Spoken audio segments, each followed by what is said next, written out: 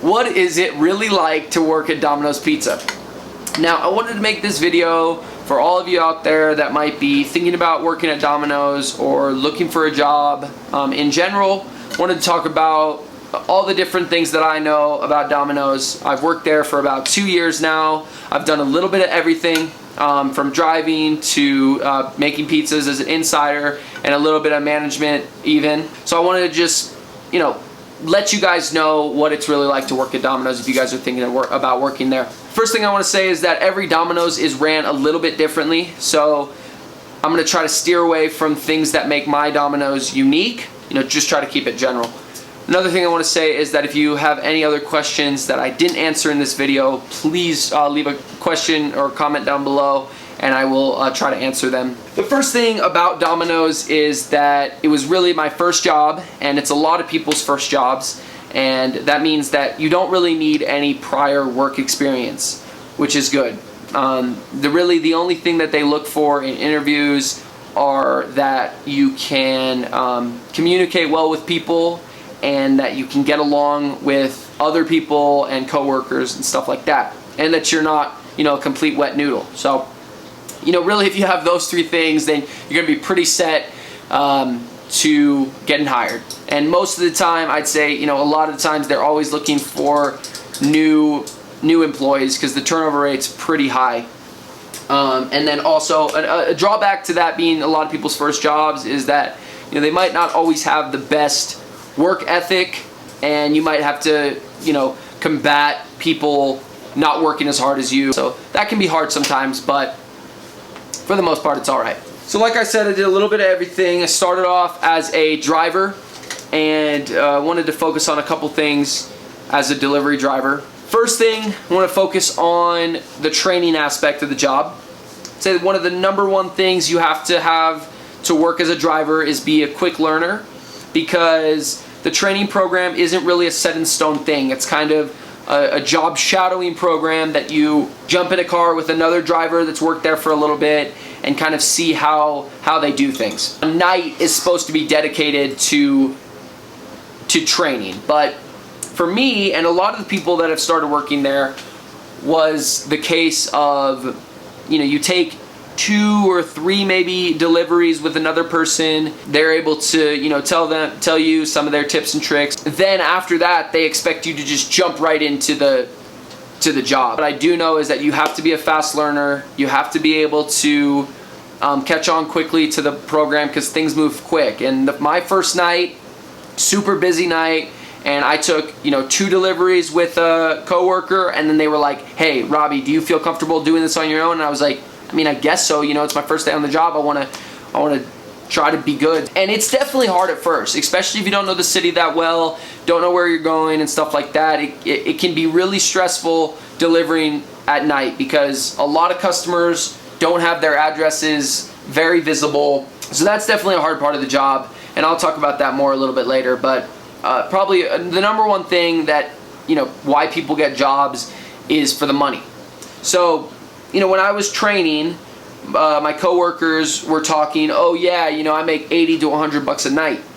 And I was like, "Dang, that's really good money." And for the first couple weeks, I'm gonna be honest, I was making only about $35 a night, which is nowhere close to that $100 that people were talking about. The main way that you're gonna make more money is more deliveries, and the main way that you're gonna do more deliveries is if you're quick and you know where you're going and all that.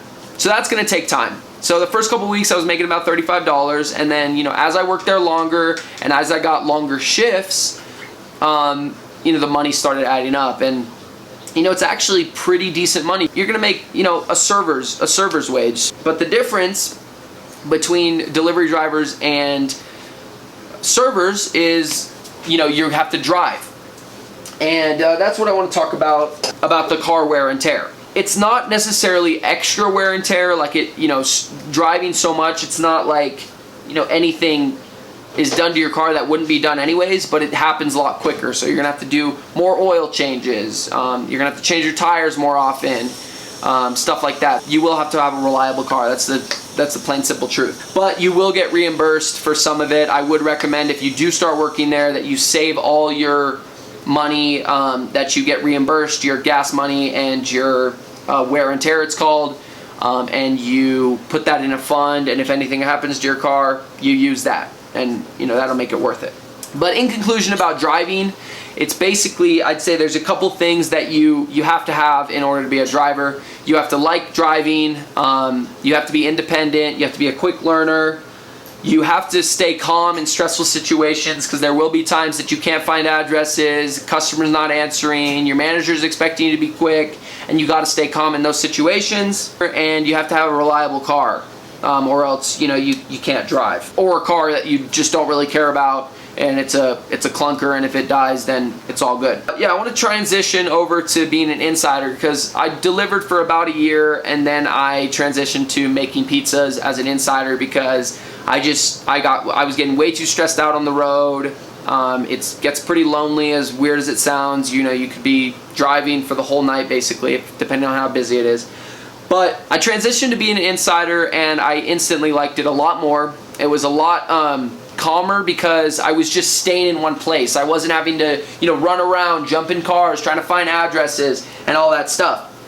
But it is still very fast-paced, and you have to be able to make things quickly, memorize recipes for pizzas, but that'll all come in time. They don't expect you to do that right away. Another thing about being an insider are problems that you cause will be resolved very quickly. So say you put green peppers on a pizza that's supposed to be onions. It's going to come out of the oven in about 7 minutes, and they're going to be like, oh, you forgot the green peppers or whatever. And it's resolved very quickly. Whereas delivering, you could go out 20 minutes to a delivery, forget a soda, and then you have to come all the way back, drive all the way back out there. So that's 20 minutes as opposed to 7 minutes. So that's another thing that's a benefit of being an insider, I think.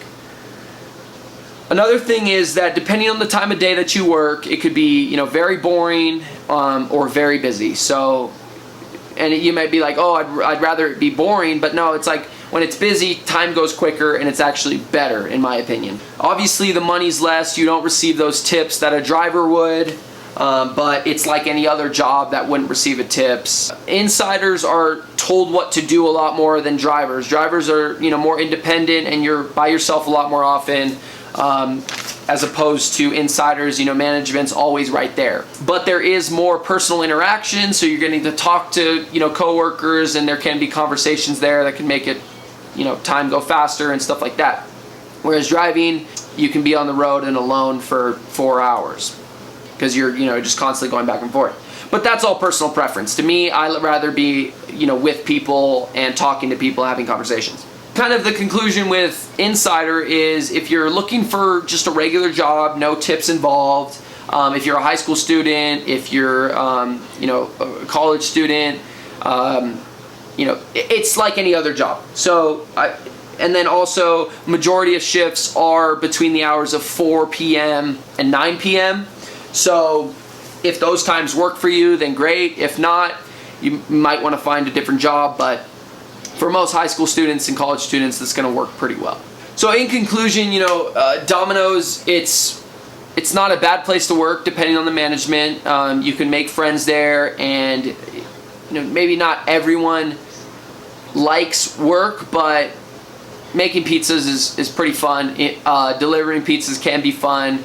Everyone's happy to see you when you're at the door, but there are drawbacks like every other job. Another big thing that I want to nail in is that do not work at Domino's if you want a set in stone schedule, because a lot of the times, and this is in the restaurant industry in general, they're not going to let you home, they're not going to let you go when your schedule says go or whatever.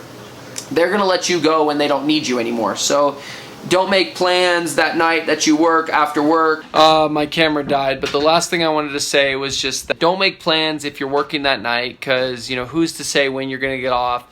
They're going to keep you as long as they need you, and that can get really frustrating, and actually to the point where I've wanted to quit a couple times, because sometimes it just gets really out of control, and you're there an hour, 2 hours after you're supposed to be there.